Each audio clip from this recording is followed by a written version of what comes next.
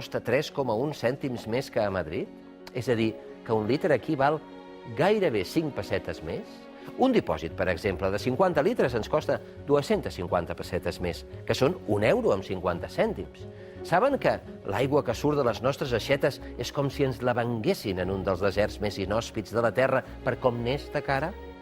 Vagin, sisplau, a París o a Nova York i pugin al metro. Els costarà menys que a Barcelona.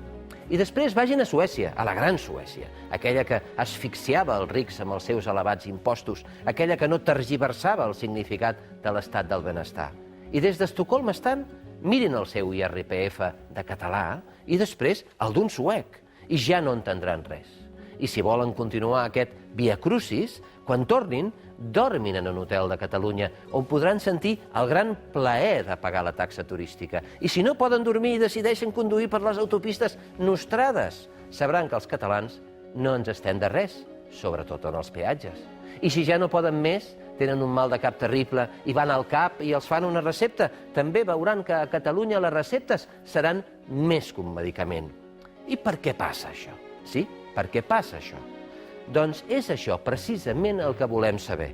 Això i moltes coses més, perquè la llista és molt llarga i ho preguntarem a un especialista i conseller del Banc d'Espanya des de l'any 2005. Ell és Guillem López Casasnovas, llicenciat en Economia i Dret per la Universitat de Barcelona i doctorat en Economia per la Universitat de York i catedràtic d'Economia de la Universitat Pompeu Fabra.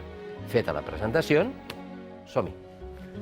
Benvingut, Guillem López Casasnovas, gràcies per seguir. Molt de gust, molt de gust. Senyor López Casasnovas, li faig la mateixa pregunta que feia, o ens fèiem i li feia als telespectadors. Per què passa això?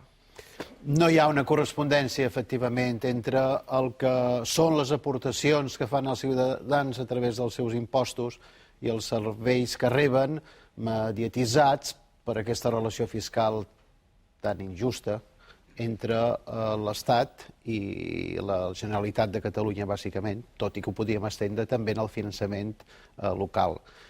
Que aquesta correspondència no sigui al 100% és normal, perquè l'acció pública sol ser redistributiva, vol dir que els rics paguen més i, en canvi, els pobres no pagant tant reben més, però potser ens han passat de frenada amb el que ha sigut la redistribució en els últims anys a l'estat espanyol. Ens hem passat de frenada. I vostè avui ens ho explicarà fil per randa, amb una magnífica presentació que ha fet. Endavant. Procuraré, perquè aquest és un tema que té moltes arestes i haurem de començar des de les més agregades, que són les de les relacions fiscals, per acabar després a les que són ja més detall del benestar individual, de com el dèficit fiscal afecta la ciutadania, el que anomenem dèficit social. Bé, comencem. Estem parlant d'una de les relacions entre la pertinença que té Catalunya en el conjunt de l'estat espanyol, que és la fiscal. Hi ha altres relacions, hi ha les relacions financeres, hi ha les relacions comercials, però ens centrem bàsicament en la fiscal. I això és el que fa la balança fiscal, computar els fluxos d'una economia entre el que paguen els territoris que pertanyen a aquest conjunt més global i el que reben els seus ciutadans. I tot el que fem és dir que hi ha dèficit fiscal quan els recursos que s'aporten en el conjunt, la pertinença aquesta a l'estat general, són superiors els que la ciutadania rep. Aquí és quan hi hauria el dèficit, eh? Efectivament. Això per territoris. Sí. Això per territoris. De fet, ho podríem mirar per cadascun d'aquestes comunitats autònomes, però també val a dir que més que balances fiscals és millor parlar de balança fiscal, perquè una comunitat ha d'alguna manera qüestionar la relació fiscal amb l'Estat sense qüestionar la seva pròpia dintre de la ciutadania. Per exemple, ningú parla de balança fiscal entre Sarrià, Sant Gervasi, per posar un exemple, i la Guineueta, o entre zones, territoris més rics de Catalunya, com pot ser Girona, respecte de Tarragona. Per què? Perquè hi ha un sentit de pertinença molt fort que fa que primer un s'identifica com a català. I després és quan, acceptant que hi ha d'haver redistribució interna, qüestiona la redistribució externa, la que imposa l'Estat per cadascuna de les comunitats. I fixem-nos que no totes les comunitats estan demanant balança fiscal. Normalment demanen balança fiscal aquelles comunitats que tenen un dèficit i que el Parlament el vol reivindicar com a propi. No passen totes. I, si no me'n recordo malament, el primer president d'un govern espanyol que s'atreveix a publicar la balança fiscal és senyor Rodríguez Zapatero? Sí, però és responent a les pressions del Parlament, que es constitueix a l'Institut d'Estudios Fiscales una comissió que se li demana que faci la primera valoració d'aquestes balances fiscals. I per què no ho volen fer, això, a Madrid?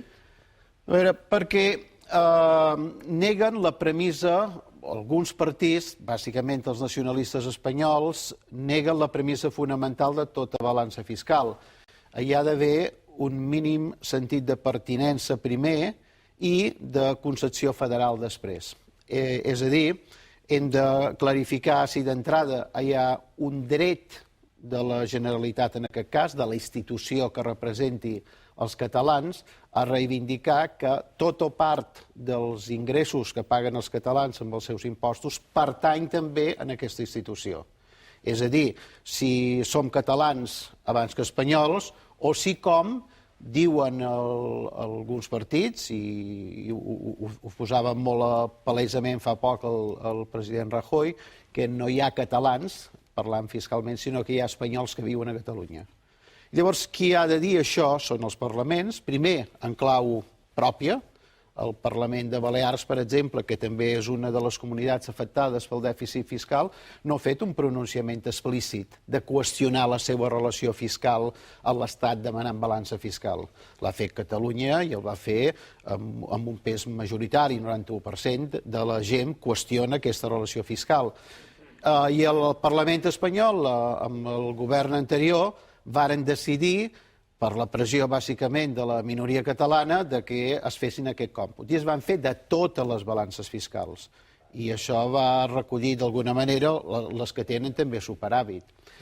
El que una comunitat tingui superàvit fiscal no seria massa problema si aquest superàvit provingués de la pròpia acció de l'Estat, si dels seus propis recursos l'Estat decidís privilegiar unes comunitats més que altres. Aquest tipus d'anivellament però el problema és possible. El problema, senyor López, senyor Casasnovas, el problema és que, esclar, si darrere de la balança fiscal, darrere del resultat de la balança fiscal, hi ha un sentiment, diguem-ne, nacionalista, és això el que preocupa? Clar. Els que pensen que només Espanya és una? Claríssimament. És que el paper ho aguanta tot. Han fet una Constitució que, per bé del consens, permet ara moltes interpretacions. Les paraules que s'estan utilitzant, que després interpreta el Constitucional quan es redacta un estatut o quan es redacta una llei orgànica, emparen diferents visions del que alguns entenen o entenem és l'estat espanyol.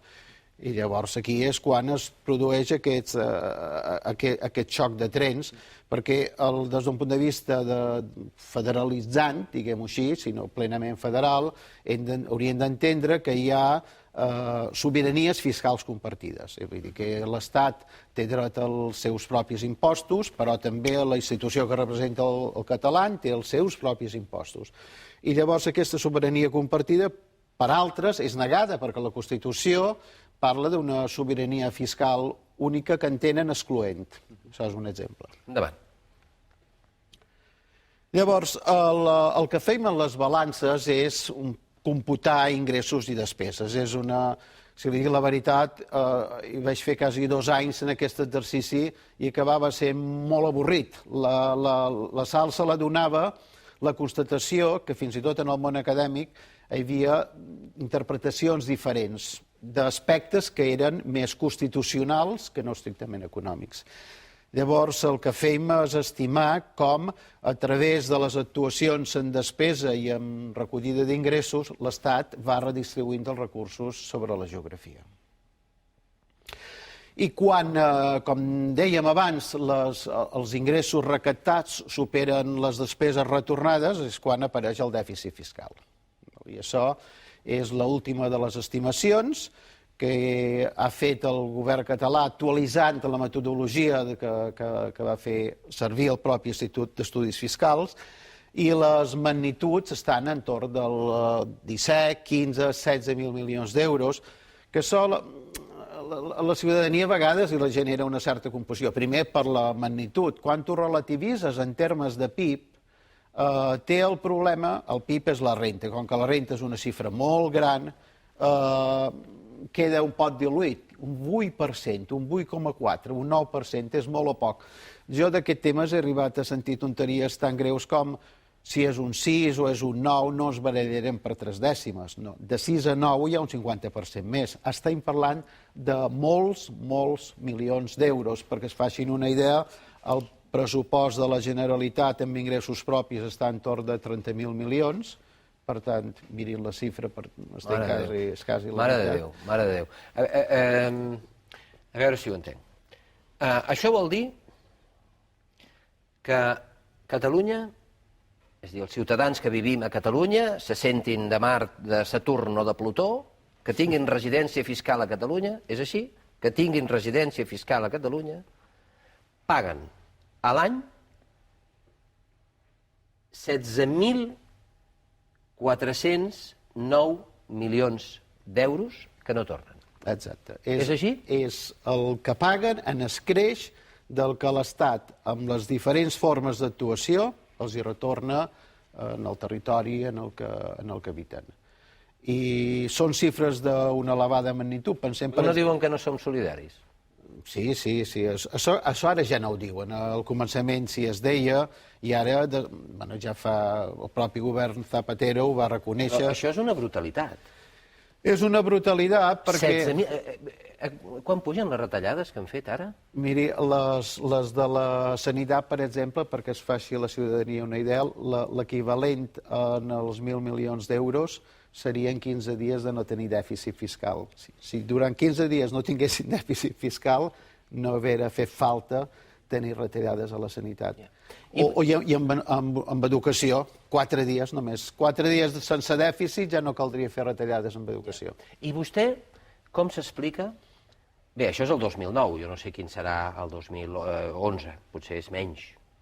Això no està clar, no sé. Però ja és any de crisi, el 2009. Ja és any de crisi. Però vostè com s'explica que en totes aquestes manifestacions que es fan i es desfan, ja sigui en contra de les retallades, de l'ensenyament, de la sanitat, de la vaga general, etc., en cap d'aquestes manifestacions hi ha ni una sola pancarta que parli d'això?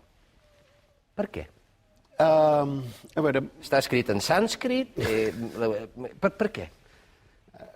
Això ens sobrepassa el que puc fer com a analista acadèmic, però el que està clar és que no han aconseguit que la gent identificés que darrere el dèficit fiscal hi ha el benestar d'una comunitat, que tots els ingressos que no tenim, donades les competències que té la comunitat autònoma en matèria d'estat de benestar, és més dèficit social. I això ho hem d'interioritzar perquè no és estrictament una qüestió político-empresarial, afecta tots els ordres de la vida. Endavant, per favor. Llavors, moltes d'aquestes notícies que arriben a la gent sobre balança fiscal, per les ordres de magnitud de les que parlaven, acaben sonant com un gran ball de xifres. I alguns interpreten que darrere això hi ha una batalla política encoberta. A mi m'agradaria sostreure d'aquest fragor perquè jo crec que ho podem analitzar tècnicament. Jo quasi, en lloc de parlar d'institucions catalanes, parlaria de jurisdiccions fiscals, com si fos Alemanya o fos una província canadenca o australiana, i buscaria, però a la base de reconeixement, que és...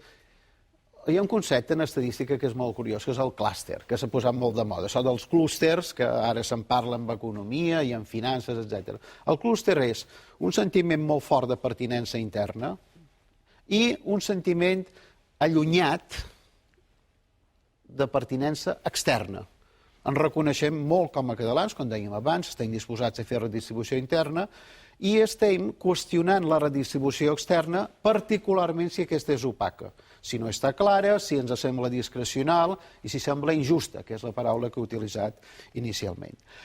Llavors, el que tenim a la balança fiscal és l'estudi d'on es generen els recursos i què aporten en els que han pagat aquests recursos en termes de prestacions.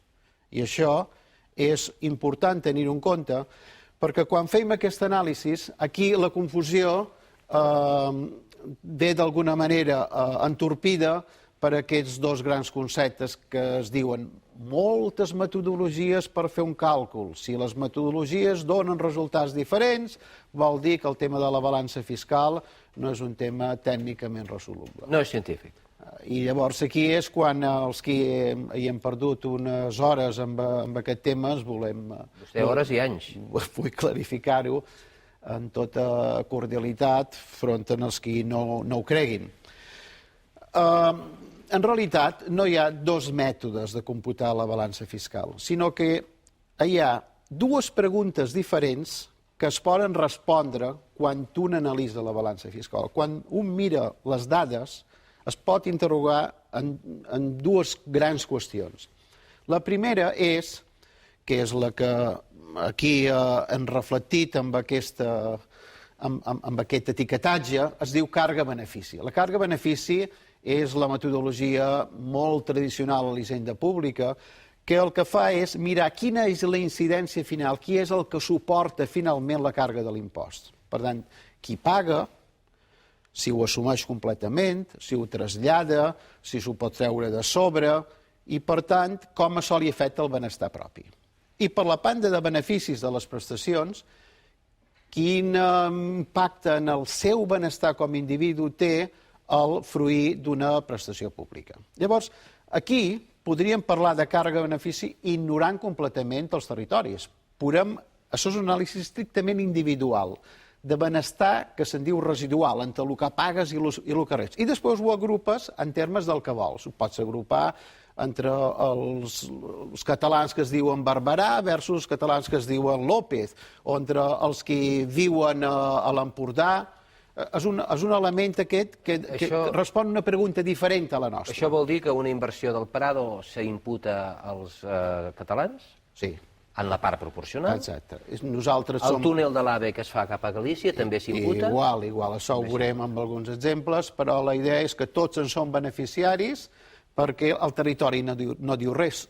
Tots pertanyem a l'Estat i, per tant, tots som beneficiaris de qualsevol d'aquestes inversions. Aquesta és una metodologia que respon a una pregunta que no és la nostra. I aquesta és la típica des de la Segona República que s'ha intentat defensar. Des de la Segona República. Des de la Segona República. Un assessor ja que es deia Alsina, que per cert era del meu poble, va ser el primer que va fer aquests càlculs i després, últimament, Ramon Trias Fargas hi havia dedicat molt d'esforç, que és la del flux monetari. El flux monetari el que mira és els ingressos d'on neixen, no qui els suporta, sinó les bases imponibles, les fonts de renda i riquesa on es produeixen, i després mira per la banda de la despesa no quin és el beneficiari últim d'aquestes despeses, sinó en quin territori aquestes despeses generen els seus efectes, els efectes que en deim nosaltres d'arrossegament. Per tant, jo comprenc que des d'un punt de vista de la metodologia interior puguem parlar de que el Museu del Prado i tota la gent que allà hi treballa beneficia el conjunt de l'estat espanyol en el cas que vostè pugui pagar-se l'AVE i visitar el museu.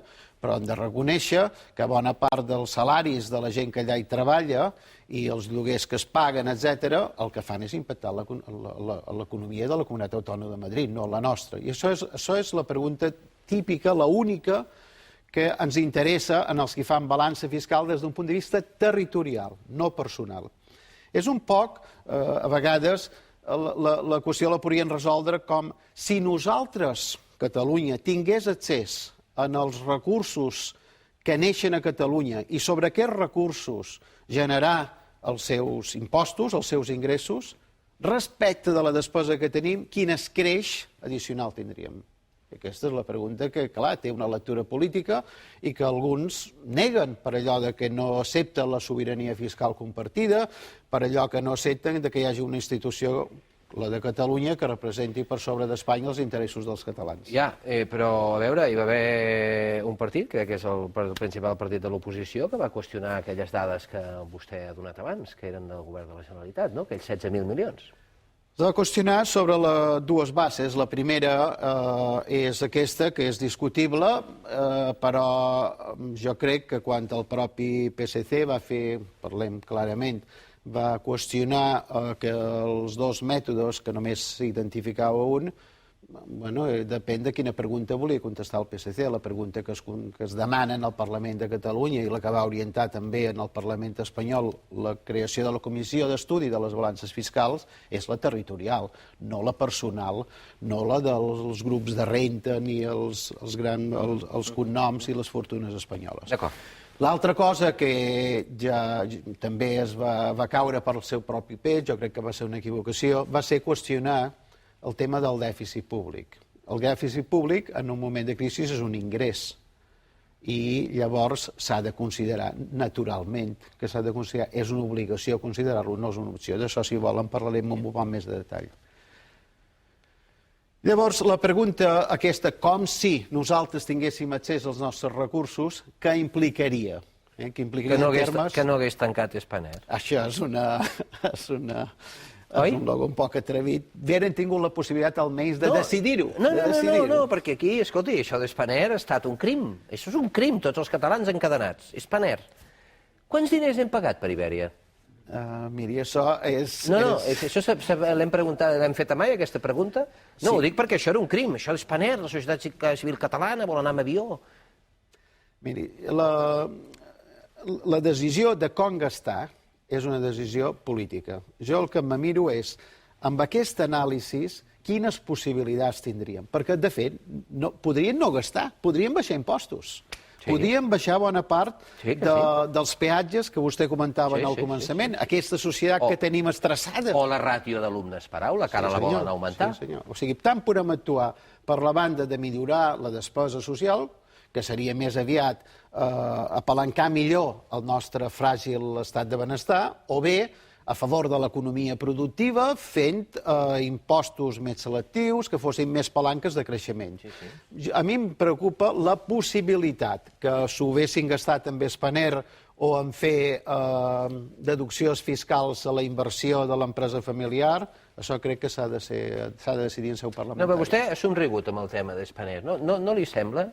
No, és que sí, és que, a veure, aquí van saltar els que volen que Madrid continuï sent el que és, van saltar d'alegria, van saltar, però jo demano si hi ha algú que sàpiga quan els catalans hem donat a Ibèria. No ho sabem per les múltiples vies. Miri, Bankia, per posar un exemple, Caja Madrid en el seu moment va comprar moltes accions d'Ibèria. Sí. Fins a quin punt això era una inversió sana o no ho sé. No, és sana, ve d'allà, és sana. Després, l'endeutament amb la que es van fer les grans terminals de Madrid Aeroport, o d'ara de la refeta de l'estació de Totxa. Aquest endeutament també el pagam un poc entre tots.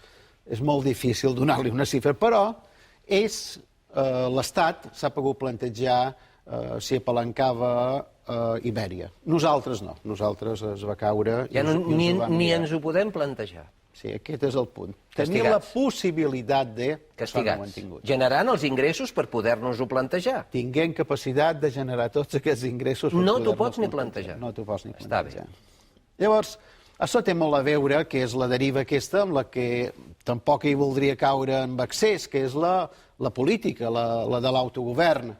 Al cap i a la fi, l'autogovern és una aspiració que acaba sent el resultat de posar la capacitat, els recursos fiscals, amb el control, amb la potestat de decidir. I això és l'autogovern. Si tu no tens una d'aquestes dues coses, malament rai. Sobretot si no tens aquesta. Sí. O no? Sí, aquesta és la important, aquesta és la que visualitzam a la balança. Perquè podem tenir molt control, podem tenir molt govern, però si no hi ha caixa ja m'explicarà què fem. Tampoc no n'han tingut tant com ens hem pensat, perquè la qualitat de les competències, tal com estan subjugades d'alguna manera per la pròpia Constitució espanyola, és més dèbil de la que ens hem cregut. Però formalment hem tingut més això que això. Ja. Llavors, si aquesta és una peça, el dèficit aquest, que ha representat en termes del PIB català. Home, fixem-nos que estem en una etapa de crisi, fa mal posar en solfa aquesta reivindicació perquè és un joc de suma zero. El que recuperi Catalunya fent valer els seus arguments en balança fiscal, l'Estat ho deixarà de disposar per redistribuir agostigana com ho ha fet fins ara a altres comunitats autònomes. Estic mirant aquestes... Des de l'any 96, bé, vostè va posar més anys, hem hagut de reduir-ho. Aquí no n'hi ha cap en què guanyem, Aquí el Barça sempre perd, aquí. En tots perdem i bastant. Però jo li vaig llegir de vostè, perdoni'm si no ho vaig llegir bé, cosa que també pot passar. Li vaig llegir a vostè alguna cosa semblant a això. No es pot dir espoli ni robatori. Sí, a mi m'agrada donar robustesa en els arguments. Robustesa en els arguments de la mateixa manera que vaig comentar que no era lògic utilitzar el cas alemany i les suposades sentències del Tribunal Constitucional alemany per limitar el que és la redistribució espanyola. També vaig dir que perquè hi hagi un espoli s'han de fer aquests fluxos en contra de la voluntat de la majoria parlamentària nostra. La majoria parlamentària nostra jo suposo que deu ser més que la minoria catalana que està en el Parlament, també tenim el PSC, i jo recordo que moltes de les lleis que provoquen aquests fluxos fiscals s'han aprovat amb el seu vistiplau. Llavors, els fluxos aquests del que pagam i el que rebem a canvi, per fer-nos una idea, una part té molt a veure amb el que és la legislació de l'impost sobre la renta, de l'impost de societats, dels reglaments que fan que vostè o jo paguem més o menys a les arques de l'Estat. I pel que fa a les despeses, hi ha una part que porta pinyó fixa, que les meritem en la mesura que cotitzam, per exemple, un subsidi d'atur o una pensió. I després l'acció discrecional que fa l'Estat cada any a la llei de pressupostos. Però lleis de pressupostos que la majoria dels anys aquests han sigut aprovats amb molts d'aquests representants nostres. Per tant, tal vegada no els hi ha tocat altre remei, no han tingut altra possibilitat, però no és tant que ens han robat, entre cometes, per fer una expressió d'aquestes col·loquials, com si a cas ens hem deixat robar. Ens hem deixat robar. Aquesta és la meva visió escèptica de la situació. Quan això ho posam en solfa, en clau personal, és quan es fa més evident el que representa el dèficit fiscal. Quan ho remetem ja no en el PIB, no ja en els valors absoluts, sinó a l'escreix de finançament que podria tenir el govern dels catalans per dedicar a les persones. És a dir, que cada persona de Catalunya hi podrien gastar 2.251 euros més. Això perquè es faci una idea, seria com tenir el concert basc i encara podríem fer redistribució. Una tercera part de tot aquest dèficit fiscal el podríem deixar, el podríem continuar donant a l'Estat. Per tant, el concert més una redistribució d'un terç donaria aquesta xifra. Déu-n'hi-do. Davant. D'on ve la xifra, perquè mirem-li un poquet més les panxes, ve de l'acció de l'administració central i de la Seguretat Social. Alguns diuen que la part de la Seguretat Social no s'hauria de computar perquè són drets que en principi s'han devengat, s'han meritat, en lleis bàsiques que no es poden canviar de la nit al dia, tot i que amb la crisi actual veiem que tot canvia de la nit al dia i que per tant s'hauria de separar, però les diferències no són massa significatives. Cada català aporta entorn del 20% i rep a canvi entorn del 14%. Per tant, Sí, però esclar, hi ha una diferència, com vostè ha dit abans, bastant gran, no? És a dir, amb un tenim el 6 i amb l'altre tenim el 8. Però la Seguretat Social, la xifra aquesta de l'11 per al 2009, no la pots prendre per un any concret, perquè, per exemple, si la teva població s'ha rejuvenit, com ens ha passat ara a Catalunya per mort de la immigració, Catalunya rep menys perquè encara no té tants pensionistes, però aquests immigrants demà passat seran pensionistes. Si això ho haguéssim fet el 2005, quan ho van fer nosaltres a l'Institut d'Estudis Fiscals, aquesta xifra era més alta, perquè tenia Catalunya una població relativament envellida. Els últims anys s'ho han corregit. Per tant, aquesta xifra, si s'ha de mirar establement, perquè són drets que els que cotitzen van guanyant al llarg del temps, i aquesta és molt més estable, perquè amortitza les dues coses. Però aquí no hi ha un problema important. Llavors, ho podem explicar de moltes maneres. Ja deia al començament que aquesta idea de correspondència al 100% entre el que paguen els catalans i el que reben seria amb un supòsit d'independència. La pertinença a un estat i en reconeixement que els impostos són redistributius i que la despesa social també és redistributiva, ja és normal que hi hagi anivellaments, que hi hagi redistribució, però el que trobem amb els còmputs de la balança fiscal a Catalunya és del tot exagerat. Per cada euro recaptat, 43 cèntims no es gasten a Catalunya. Per cada euro que paguem, 43 cèntims no es gasten a Catalunya. És a dir, per cada euro en donem 43. Efectivament. I això és, a veure, aquesta aportació, aquesta solidaritat... I això no és un dia. No, això és una altra cosa. Són dècades. Per agafar la visió temporal de la jugada, només que durant 2 anys i mig no tinguessin dèficit fiscal, podríem eliminar tot el deute que ara té la Generalitat de Catalunya. És que són xifres de gran magnitud. No podem reduir a zero el dèficit fiscal, excepte per als que estan amb una sobirania a favor d'una sobirania fiscal plena i volen la independència. Els bascos reben. Sí, efectivament. Reben. Això no agrada gaire que es digui aquí a Catalunya, però reben. Nosaltres també. D'aquests 43, alguns centimets se'n va al País Basc. No agrada que es digui això, no sé per què, però no ens agrada. No ens agrada, ens agrada més parlar de Madrid. Els últims càlculs que vaig fer sobre el cas del País Basc dona una cosa estrambòtica, que és que a través de la manera en què l'Estat fa les compensacions en el País Basc, els està subvencionant implícitament.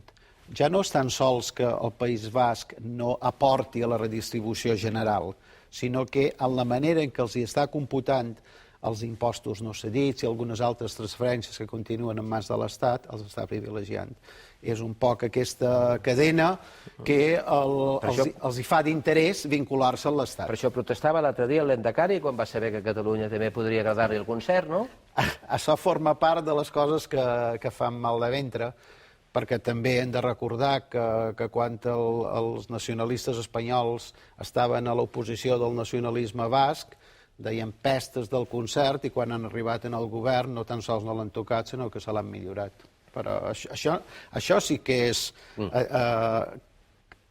jo diria, podrien catalogar de català emprenyat. El que veu això, que és una de les transparències que he posat al final. Endavant. Val. La pregunta clau i en el que és el moll de l'os de tota la discussió de balança fiscal, de qui són els impostos que paguen els catalans? Per alguns són de l'agència tributària, perquè la sobirania fiscal és única, no hi ha catalans, hi ha espanyols que viuen a Catalunya. I per altres, en tot o en part, són també de l'agència tributària catalana, que és la que, d'alguna manera, representa els interessos dels ciutadans, les de la Generalitat sobre el territori. Això és molt important tenir-ho en compte perquè si no trencar amb la idea individual, si agrupar la gent entorn al territori, Catalunya, no fa una distinció respecte dels López o els Barberats, La balança fiscal no té sentit. La balança fiscal té sentit en quan pensem que el territori és quelcom més que la suma dels individus que l'integren, perquè hi ha un reconeixement constitucional que a mi m'agrada veure-la a la Constitució, en la manera que potser il·lusionadament encara interpreto alguns eufemismes d'aquesta Constitució consensuada, o amb la reforma del nostre Estatut, que tenia aquest to federalitzant, en part bilateral, etc. Però hem de reconèixer la part important, que els territoris, el títol 8è de la Constitució espanyol, així ho hauria d'emparar, és quelcom més que els individus que l'integren. I aquí, contràriament a aquesta visió optimista, tot i que de cada vegada s'hi vol més desenganyada i arribant a la del català emprenyat, tenim una situació que no es correspon gens ni mica amb aquesta il·lusió que ens havíem fet tots quan vam acceptar aquest marc d'integració en el conjunt d'un estat que se'n deia plurinacional. Per què? Perquè bàsicament... Això de plurinacional és una cosa... Això és una cosa, diguem, de quatre intel·lectuals, Nacionalidades y regiones, se'n deia. Artículo 151, 143, via ràpida, via lenta.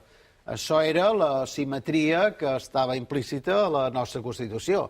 Els fets ens han desmentit totalment en els pares de la pàtria que buscaven un encaix, que també la paraula encaix té el seu què, i el cafè per tothom. Sí, el cafè per tothom.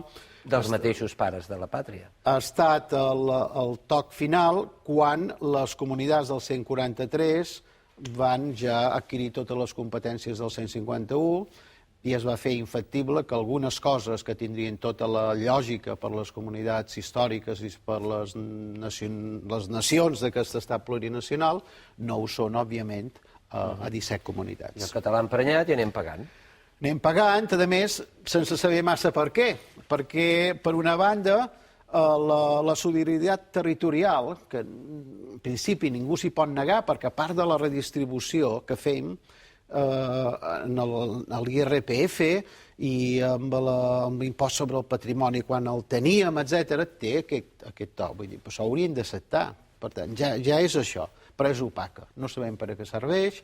Es donen diners a comunitats autònomes que reiteradament continuen en superàvit fiscal, tot i que no sabem molt bé com corregeixen, per exemple, els desequilibris interns seus.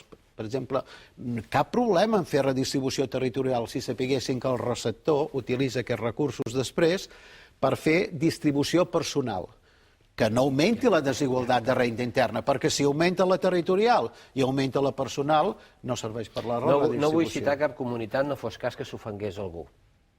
Però hi ha comunitats, abans d'entrar a aquests sistemes, els diversos sistemes de finançament, que tenien X% d'atur. I després de dècades d'aquesta solidaritat, continuen tenint la mateixa xifra d'atur.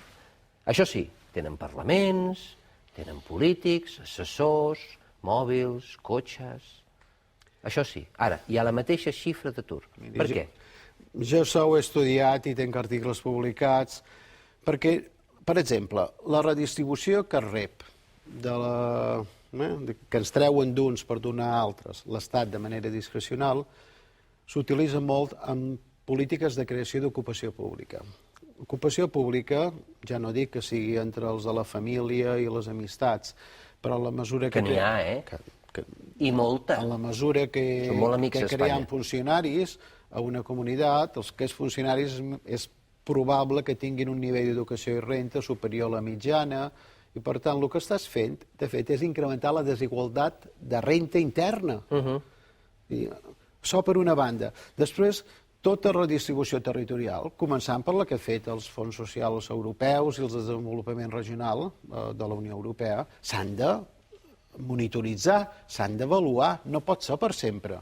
S'ha de fer un seguiment en què es gasten, tot això no es fa, i més encara, com li deia al començament, si l'Estat dels seus propis recursos, com a jurisdicció fiscal amb els seus ingressos i les seves competències, vol privilegiar unes determinades comunitats, com a ciutadà de Catalunya no tenim res a dir-ne, perquè el problema és quan per privilegiar uns resta recursos d'altres. I això és un poc aquesta idea d'actuació fiscal discrecional que hem anat tingut al llarg del temps. I això compara malament la major part de sistemes que tenen el to federalitzant. Alemanya, que s'ha de mirar amb un cert detall, perquè a vegades utilitzàvem el nombre de Dios en vano per entendre'ns, mai ha fet un anivellament tan bàrbar com el que tenim aquí. El que tenim aquí, en el finançament autonòmic, és que els qui més capacitat financera tenen no és que redueixin, és que queden per sota de la mitjana.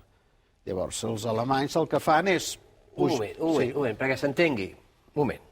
És a dir, aquí pot passar que nosaltres, que som els que paguem, tinguem una prestació inferior als que nosaltres paguem?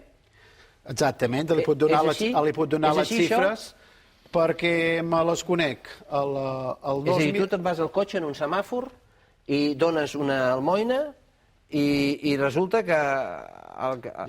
Que no dones res, t'ho prenen, que és diferent. T'ho agafen. Catalunya en capacitat financera estava el 2005 un 19% per sobre de la mitja. En aquests moments està un 17%, en termes d'aportació que fa a l'Estat de les autonomies.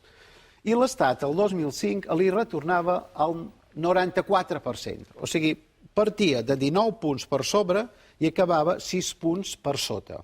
Ara s'ha corregit. Catalunya està en el 100%, està a la mitja, però continua portant un 17% per sobre. Això, en clau alemana, seria d'aquest accés, aquest 17%, tu, com a mínim, en res de retendre un 30%. Per tant, mai podria donar-se el cas que el qui està dalt passi a la mitja o per sota de la mitja, com ha passat fins a l'últim finançament autonòmic. I també el que està a sota, el que no té capacitat financera com a per arribar a 100, l'Estat l'ajuda, però no el situa per sobre de 100. A Alemanya, el que està a sota se li garanteix que està en l'interval del 90% de la mitjana, no del 120%. Això ho podrien dir també en el cas de les províncies canadenques, que el que fa és l'Estat a través dels seus impostos, no restant el que són les transferències de les pròpies províncies.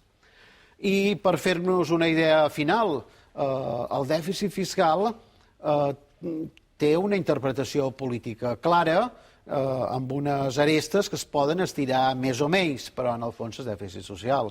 El tema de les infraestructures, és un dèficit d'infraestructures que ho resolem com a societat estressada, societat que paga per tot, no tan sols les infraestructures físiques. Les deficiències de capital públic en sanitat, històricament, han fet que nosaltres tinguem un assegurament complementari molt més alt, que paga la gent de la seva butxaca, un 25% de la població nostra. Un avi en una residència. Una llei de dependències que no... Rebem el mateix? Un català o un resident fiscal a Catalunya, tornem al tema de no s'ofenguin. Un resident fiscal a Catalunya que necessiti la llei de la dependència, cobra exactament, rep el mateix que un altre o no? No, per dues raons. Primer, perquè el desplegament de la llei de dependència a Catalunya està més limitat, i segon, per una cosa molt més fina, que a vegades també passa desapercebut, que és que un euro no compra el mateix amb una pensió d'aquests senyors a Catalunya que a Múrcia o la resta d'Espanya. I no hi ha una pancarta. Els nostres pares no reben el mateix a la residència i no hi ha una pancarta. És curiós, això, són les valoracions que a mi ja em sobrepassen. És curiós. Hem de fer una pausa per la publicitat. Guillem López Casasnovas, gràcies per la seva explicació. I quan tornem, li demanaré sortides. Què significa això de la insubmissió fiscal, del tancament de caixes, perquè moltes vegades diem aquestes coses, però després un llegeix una mica i es veu que això no és tan fàcil de fer. D'acord? D'acord, molt de gust. Fins ara. Fiscal, senyor Guillem López Casasnovas, què hi podem fer? M'acompanya? Anem a la taula, sisplau? Per favor. Què hi podem fer per solucionar-ho? D'entrada es diuen moltes coses a vegades, i si un s'hi està una mica, llegeix... Insubmissió fiscal, per exemple, és una de les coses que es diuen. No pagarem. I com es fa això? Jo crec que no podem posar la responsabilitat de refer el dèficit fiscal a les espatlles de la ciutadania ni de les empreses. Per tant, si alguns ciutadans ho volen fer pel seu compte, ok, però no crec que sigui correcte esperar que aquest moviment surti i s'hagi de promoure des de la base. Si es volgués fer objecció fiscal, aquí hauria d'haver un decret del govern de Catalunya, que després possiblement acabaria sent impugnat a Madrid, en el Constitucional, etc., que fixés que on han d'ingressar les nostres empreses i els nostres ciutadans els seus impostos és una compta diferent a la de les agències de tal tributària, l'EAC, la tributària catalana. Per tant, és el govern que hauria de facilitar i la gent, diguem, els que volguessin, que diguin en el moment de fer l'ingrés en quina compta, suposat que les dues són, en principi legalment, obertes. Tot això té moltes dificultats, perquè amb l'IRPF és molt clar. La gent aniria a la caixa, ingressar la seva declaració i diria no, a mi me la posi al compte aquest que el senyor Mas ha dit que els catalans podien posar. I ja veurem què fa la caixa, però en principi la caixa vehicula. Però tinguem en compte que de totes les declaracions de renda, el 75% són a retornar. Per tant, això afectaria només a una quarta part. Ui. Clar. Ui. Igual que quan es diu no, hi ha hagut un grup de gent que està fent insubmissió en l'IVA. Home, si tu ets al final de la cadena, tens un restaurant, la factura de l'IVA aquesta afecta molt poca gent, però si tu el que tens és una empresa i produeix, si tu diguessis que no ingresses l'IVA, l'empresa que te compra aquest producte i et demana la factura diria que aquesta factura que m'estàs fent no val per res perquè no pots recuperar l'IVA que no s'ha ingressat. Per tant, això és un lío bastant gran. Abans d'entrar en aquest marasme s'ha de pensar dues vegades. A veure, ara hi ha la declaració de la renda. És a dir, ens trobaríem amb el que vostè diu, no? És a dir, que potser és a tornar, no? Exacte. Que potser el 75% són a tornar. I amb l'IVA seríem a cap de carrer. Sí. També, no? Complicat. I aleshores, per què des de les tribunes parlamentàries, bla, bla, bla? Per què no s'explica bé això? Per què no es diu, farem insubmissió fiscal? No pagarem no sé què. No? Per què no s'explica bé? Vostè ho acaba d'explicar. Jo suposo perquè abans volen esgotar la possibilitat de veure si, redreçant amb el pacte fiscal aquest del que es parla, es pot evitar aquesta situació realment complicadíssima, que és la de l'objecció fiscal i més encara deixada a l'arbitri dels propis ciutadans, que és una responsabilitat molt gran, perquè aquí assumeix després els delictes fiscals que se'n puguin derivar d'això. Què proposa vostè, senyor López Casasnovas? A veure, com es posa fi a això? La meva idea...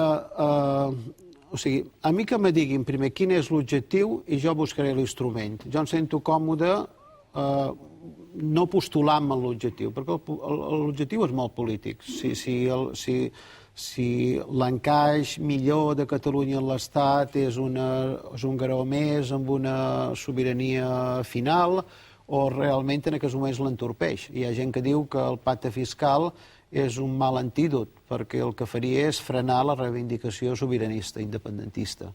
Altres que diuen que no, que s'ha d'aprovar tot abans d'arribar en el xoc de trens i a les objeccions fiscals i tal.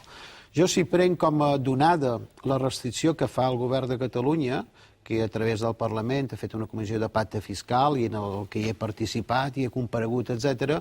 Llavors, dintre del que és aquest objectiu, per tant, no objecció fiscal, sinó intentar redreçar les relacions fiscals, i el que jo pensi sobre aquest tema és irrellevant, simplement només com a ciutadà, dintre del pacte fiscal es poden fer bastantes coses, com per exemple limitar l'acció de redistributiva de l'Estat en els seus recursos. Si tu tens 50% de l'IRPF i jo tenc un 50% de l'IRPF, en el meu no me'l toques. ni en fondos de competitivitat, ni en fondos de cooperació, ni a l'última cosa que se li acudeixin al ministre d'Economia o d'Hisenda en el Consejo de Política Fiscal i Financera. Aquests són els meus impostos. I tu dels teus feu el que vulguis, com si vols condonar a la quota basca de que no contribueixi a la solidaritat. Però el que no pots fer és que el que no paguen els altres m'ho facis pagar a mi.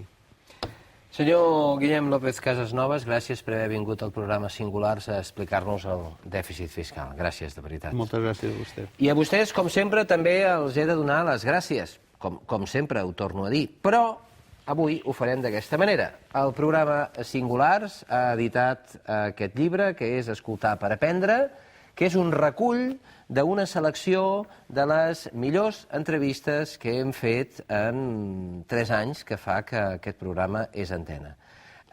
Sàpiguen també que els beneficis de la venda d'aquest llibre seran donats a la Marató de TV3. Gràcies, com sempre, per la seva atenció.